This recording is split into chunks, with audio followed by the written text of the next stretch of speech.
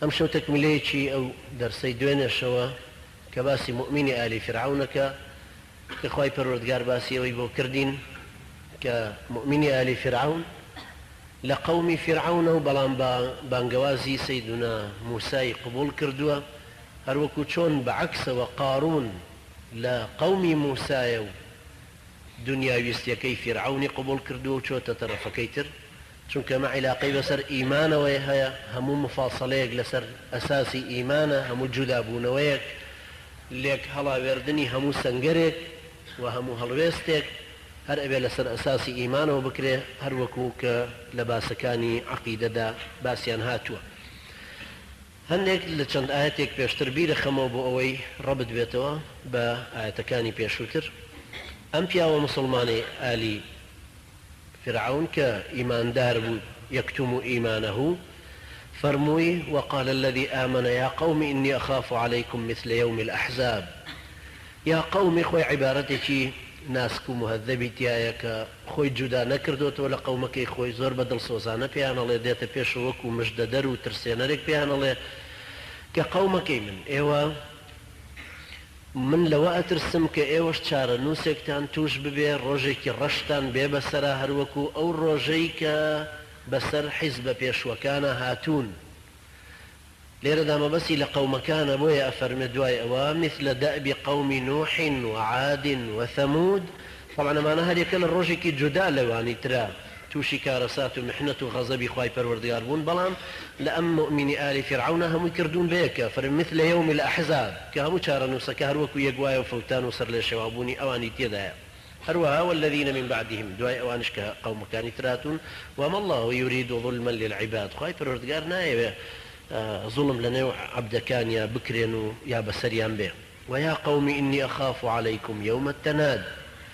هەرچەندە ئەو قەومە خۆی کە ئەم بۆیان باسەکە وەکو زۆر لە ملحید و جۆ قورسەکانی وڵاتی خۆمان کە ئێمە باسی ئاەت و قورئان و حەدیث و ئاخرەتیان بۆ باسەکەین، گاڵتەیان پێ دێ، گاڵتەیان بە عەقڵی ئێمە دێ کە پێیان وایە شتێکی عەقڵیەتێکی زۆر سادە و ساویلکەی پیرە، بەڵام ئێمە بۆ خۆمان نەزانین لە چ دڵسۆزیەکە ئەوان بانگەکەین. بۆیە ئەم پیاوەش خوا جزای بداتەوە، ئەی فەرمووە یا قەومی ئینی ئەخاف عەلەیکم یەومە التەناد، من لە چارەنووسی ڕۆژی قیامەتی ئێوە ئەترسم. یەومە التەناد ناوێکی تری ڕۆژی قیامەتە کە خەڵکی یەکتری بانگەکەن، هەروەکو لە تەراویحە خوێندمانەوە لە سوورەی عەرافە کە ئەهلی ئیمان ئەهلی ئاگر بانگەکەن، هەروەها ئەهلی ئاگر ئەهلی ئیمان لە بەهەشتا بانگەکەن، خەڵکانێکی تر هاوار بۆ یەکتری ئەبن.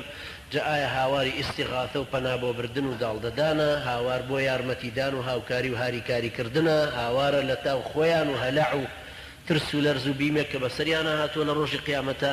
ئەم پیاوە ساڵحە پێیانەڵێ من لەو ڕۆژە ڕەشەتان ئەترسم، ئێمە ئەترسین لەوەی کە خەڵکینێ، ئێوە ئەگەر پابەند نەبوون بەم ئیسلامەوە چارەنووسێکی واتان توش ببێ. يوم تولون مدبرين ما لكم من الله من عاصم. لو ڕۆژەیە کە غەیری خوای پەروەردگار کەس نییە بتوانێت شتێک مەنعکا لە یەکێکی تر. دەسەڵاتی بەرزی باڵا و مەزن و بەهێز تەنها هی خوای پەروەردگارە. لەو ڕۆژەیە من ئەترسم ئێوە تووشی ئەو نەتیجە ناخۆشە بن و هیچ کەسێکیشتان نەبێ کە پشتگیرتان بێ، لایەنگر بێ وەکو من ولي ولا ناصر ومن يضلل الله فما له من هاد. هەر کەسێکیش خوای پەروەردگار گومڕای بکا و نەیەوێ هیدایەتی بدا، تازە هیچ کەسێکی تر ناتوانێت هیدایەتی بدا. ئەم عیبارەتانەی ئەم مؤمنی ئالی فیرعونە کە تەماشای چیرۆکی سەیدنا موسا ئەکەی، سەیرەکەی هەمان عیبارەتەکانی سەیدنا موسایە، هەمان بانگەوازە ئەمیژەی داتەوە بە گوێی کەڕی ئەو تاغوتەیە کە فیرعون و قەومەکەیەتی. ولقد جاءكم يوسف من قبل بالبينات. پێشتر خۆ سەیدنا یوسف دلیلی بۆ هێنابوون، بەڵگەی زۆری بۆ هێنابوونەوە. سەیدنا یوسف تەنها ئەوەندە نەبوو کە وەزیرێک بێ و لەسەر خەزێنەیەک دابنرێ، بەڵکو پێغەمبەرێکە پەیامێکی بۆ هاتووە، خەڵکی بانگەکە بۆ خواویستی فما زلتم في شك مما جاءكم به. بەڵام ئێوە هەر گومانتان لەوەیە هەبوو کە هێنابووی لەگەڵ خۆی وەکو پەیامی پێغەمبەرایەتی، حتى إذا هەلك وەختێکە فەرمانی خوای بەجێهێنا و مرد، قلتم لن يبعث الله من بعده رسولا. وتان تازە ئیتر تەواو پێغەمبەری تری بە دوایان نایە، بەڵام ئەمەوانە بوو أو جاء فرمي كذلك يضل الله من هو مسرف مرتاب. فرموي مسرف كذاب لو بيشتر، مسرف مرتاب، متكبر كذاب، أو صفتانش كديسا لآياتي تراك وكو صفات فرعونين. بلان أم مباشر بجوي فرعون نادات وكو سيدنا موسى كفرموي وإني فرعون لسيدنا موسى ود وإني لأظنك يا موسى مسحورا، أيش فرموي وإني لأظنك يا فرعون مثبورا، يعني ناقص العقل وهالك وكو قتادة كيشك لمفسر كان قرآن تابعين زمان تابعين ليش داوت. أمان ليرب همان أسلوب همان أوي سيدنا موسى تكرار كانوا كخواي پروردگار هدايتي أو كسنادا مسرف بمعنى مشرك وبمعنى زياد الرويلة جيانا كجوي ببيامي خواينا داوا مرتاب ككسك دائما لا شك أجي نايوي لو سنگري شكي بجوزيتو بو إيمان زيادر خوي ماندوك هتاك وقاتوا أنبري أمان. الذين يجادلون في آيات الله بغير سلطان أتاهم، أو مرتابان چن أو مسرفان چن كخواي پروردگار هدايتيان نادا أو كسانن كمجادليكي زور مناقشيكي زور لسر إسلامو آية كان خواي پروردگار كان ببي أو الدليل كان لسري هبه بي أو الدليل كان كابراق لجريدي قولان لمجلي قولان نسيوتي وكو بيغمر صلى الله عليه وسلم فرمي أعطي لقيصر ما لقيصر وأعطي لله ما لله. شتوها بيغمر عليه الصلاة والسلام هرب الدمي أنا آتوا روي رجبه بمقالي نسيوتي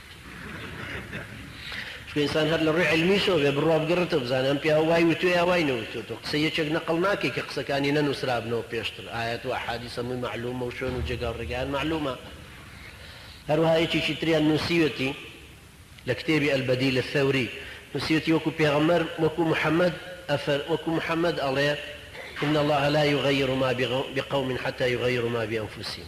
أيش يعني آيات بناي بيغمر وكردوتي عليه الصلاة والسلام.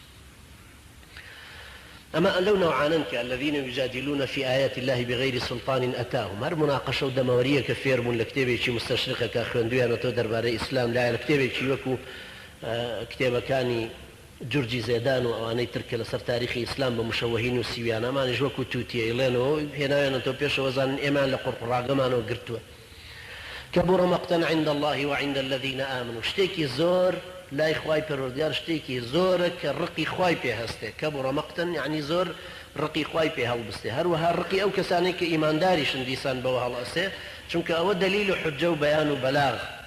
أما قرآن اما نهاتين لخومان قرآن شتري غير محمد قرآن كي محمد عليه الصلاة والسلام بيني أما أم قرآن كيما لسرين هم كسيكيش وكوت ما نتوانا لبازارها هديك يعني بيكره آية كان شي بزماني عربي نسراون تيجي يشتني كتابي شي عربيش بفي قاموس عربي وقواعد لغة عربين قواعد لغة عربيش هم نسراون باشترين مرجع الشرح ابن عقيلة باشترين قاموسيش أو لسان العرب وتاج العروس وكتابي تري زور مشهور كان زور هنك لها معالمة جيسقا مع اهتمامي أم بيدري ومرجعيتي شي لغوين هر كسي كي جاي بجوريش كتفسيري كفرمو أرزو أو جزو أو ميدان وتيشمان كزياتر لسي 1500 تفسير بو أم قرآن بيروزا نسراونا توباء يجبي بيكا بسي 1500 وياك بكيف خوي ليش بدأتو بلان ببي قواعد لغة عربين. كذلك يطبع الله على كل قلب متكبر جبار. أنا همي هالرشيك مبطنا لهمان كاتا أمبيا وداعية لسرخويا هي منكة رونية بحساب مصطلحي أمر أمزور به واشي لتو بلان بيش يعني الله على إخواي پروردگار بوشي مارني بدلي أو كسيا كوا متكبر جبار خوي بخاون هيزا زاني ولبرانبر بمنطقي قوته برانبر منطقي حق منطقي قوة بكارهن